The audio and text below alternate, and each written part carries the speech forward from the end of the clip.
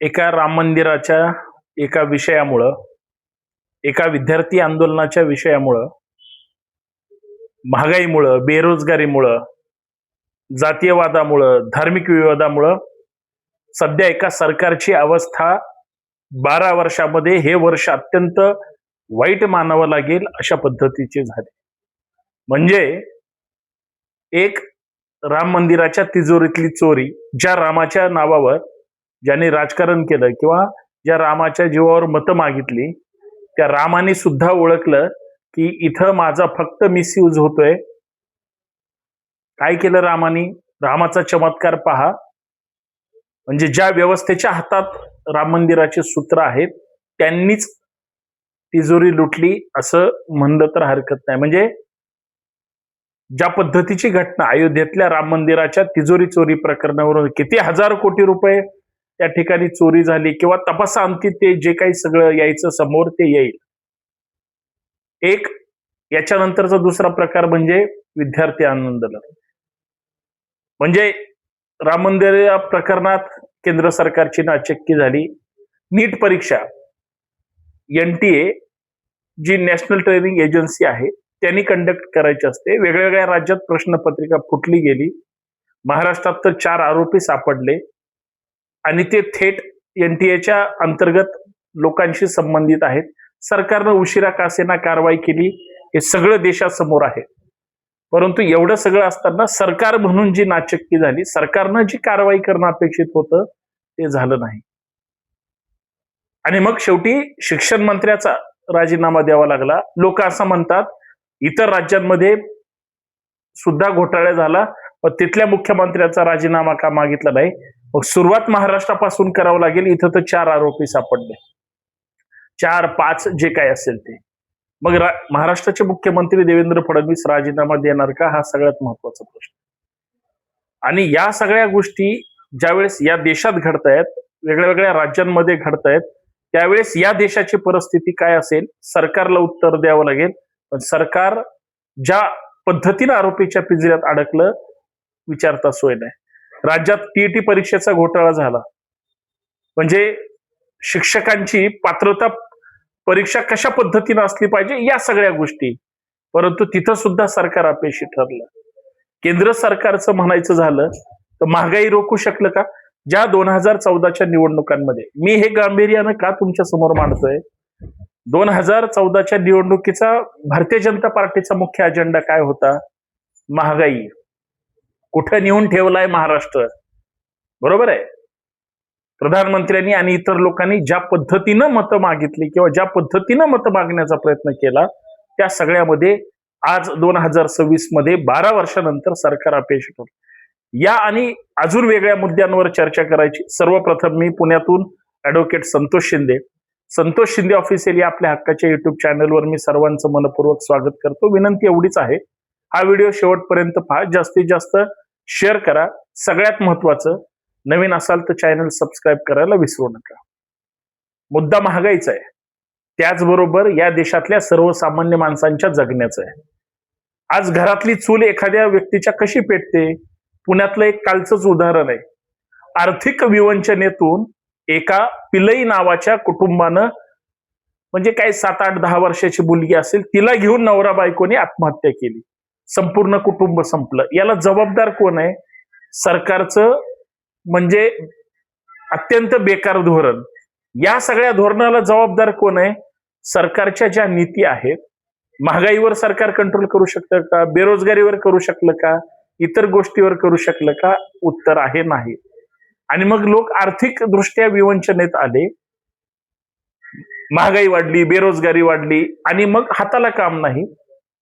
आणि जे आर्थिक धोरण मधल्या कोविडच्या अगोदरचे नंतरचे जे काही राबवले गेले, लोक हतबल झाली. हो, जोपर्यंत लोक मरणार नाही आणि मरणाऱ्यांचा आकडा कळणार नाही तोपर्यंत देश जागा होणार नाही. इतकं साधं सरळ मत. बेरोजगारीचा मुद्दा घ्या. 2 कोटी रोजगार वर्षाला देणार होते. तुम्ही म्हणाल सतत हेच काय मुद्दे काढताय? इतर बघा देशाच्या डेव्हलपमेंट. कुठला डेव्हलपमेंट? तरुणांना रोजगार देणार होते, काय झालं रोजगाराचं? सरकार 100% अपयशी पडलं. आणि हे अपयश सरकारचं पाप आहे असं म्हणलं तरी हरकत नाही. आज तरुणांची काय परिस्थिती आहे, बेरोजगारांची काय परिस्थिती आहे. आज सगळ्यांच्या हातात डिग्री आहेत, त्या डिग्रीला जोडून नोकरी आहे का? आज आईवडिलांनी त्या मुलांना कसं शिकवलंय, मुलं कशा पद्धतीनं शिक्षण घेतलंय, शिक्षणाचं कसं बाजारीकरण झालंय, केंद्र सरकार किंवा राज्य सरकार. आज सरकारी शाळा बंद होते. या देशातला कालपर्यंतचा आकडा आहे 94,000 सरकारी शाळा या मोदी गव्हर्नमेंटमध्ये बंद पडल्या. कोण जबाबदार आहे याला? या सगळ्या गोष्टीचा जर बारकाईनं विचार केला तर फार अवघड झालंय या देशाचं, आणि म्हणून सरकार अपयशी आहे. आणि सगळ्यात महत्वाची दुसरी गोष्ट काय आहे? महत्वाची हीच आहे की या देशातली अवस्था जर अशी असेल तर मग सरकार आरोपीच्या पिंजऱ्यात अडकले की नाही माहित नाही, पण जनता मात्र ज्या पद्धतीने होरपळून निघती, महागाईचा दर असेल, सगळ्या गोष्टी असतात. आणि शेवटी लोकांनी रोजगार मागितले, लोकांनी महागाई कमी करा म्हणलं तर हे म्हणतात जय श्रीराम. लोक म्हणतात आम्हाला हाताला काम पाहिजे, हे म्हणतात जय श्रीराम. लोक म्हणतात अहो चांगले काहीतरी योजना आणा, हे म्हणतात जय श्रीराम. म्हणजे त्याच्याशिवाय दुसरं काहीच नाही. नाही तर मग धार्मिक विवाद, जातीयवाद, म्हणजे जे या लोकांना नकोय, या राज्याची, या देशाची समृद्ध वारसा जो विकासाचा अपेक्षित आहे तो त्या ठिकाणी साधला पाहिजे, पण तो होत नाही. तुम्ही म्हणाल तुम्ही फक्त भाजप विरोधी आहात म्हणून चर्चा करतात. सरकार कुणाचा बी असू द्या, आजही आहे, उद्या दुसरं असेल नसेल माहित नाही, किंवा पैसे घेऊन लोक ह्यांनाच परत मतदान करतील. लोक डेंजर आहेत, शेवटी लोकांनी ठरवायचं काय करायचं. पण मला म्हणायचंय, ज्या लोकांनी पैसे घेऊन मतदान केलं त्या लोकांच्या दारातले रस्ते बघा, नळाला येणं पाणी बघा, मुलांच्या शिक्षणाची काय अवस्था आहे बघा, महागाईचा प्रश्न आहे, घरात अन्नधान्याचं आहे, सगळं बघा ना, उद्ध्वस्त झालाय. पण बोलायला तयार नाही, भूमिका मांडायला तयार नाही, त्याच्यावर काही ठरवू शकत नाही. इतकी वाईट अवस्था आहे. मित्रांनो, शेवटी एवढंच सांगतो की प्रश्न भरपूर आहेत, अडचणी भयानक आहेत, पण या सगळ्यावर सोल्युशन कोण आहे, कोण आणू शकतं? आम्ही जे निवडून दिलेत आमदार, आम्ही जे निवडून दिलेत खासदार, आम्ही जे सरकार त्या ठिकाणी पाहतोय, फार मोठ्या मोठ्या गप्पा मारल्या जातात, सरकारबद्दल फार मोठ्या मोठ्या भूमिका मांडल्या जातात. पण जर वांझोट सरकार असेल आणि गेंड्याची कात्री पांघरून जर खुर्चीवर बसणारा नेता असो किंवा अधिकारी असो, तो जर म्हणजे त्याची घाणेरडी मानसिकता असेल आणि हलकट आयडिओलॉजी असेल, तर हे सगळं कसं साध्य होणार?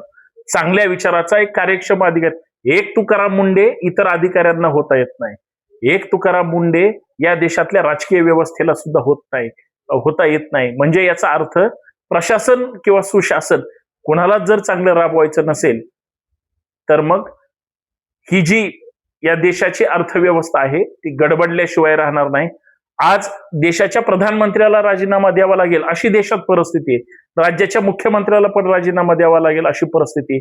परंतु हे इतके यांचे कार्यकर्ते आणि अंधभक्त निगरगट्ट आहेत, आपल्या नेत्याचा कधीच राजीनामा मागणार आहेत. इतर सरकार किंवा मागचे नेते किंवा विरोधी पक्षातली लोक कशी वाईट आहेत हे सांगण्याचा प्रयत्न करतात. म्हणजे काय, आपलं झाकून ठेवायचं आणि दुसऱ्याचं वाकून बघायचं, हा सगळा प्रपंच. याच्यात सर्वसामान्य माणूस भरडला जातोय हे कुणालाच कळायला तयार नाही. बाकी जास्त काही बोलत नाही. पटलं तर हा व्हिडिओ कसा वाटला त्यासाठी कमेंट करून त्या ठिकाणी आपलं मत नोंदवा. जमलं तर लाईक करा, हा व्हिडिओ जास्तीत जास्त शेअर करा. Santosh Shinde official channel subscribe करायला विसरू नका. धन्यवाद. जय शिवराय.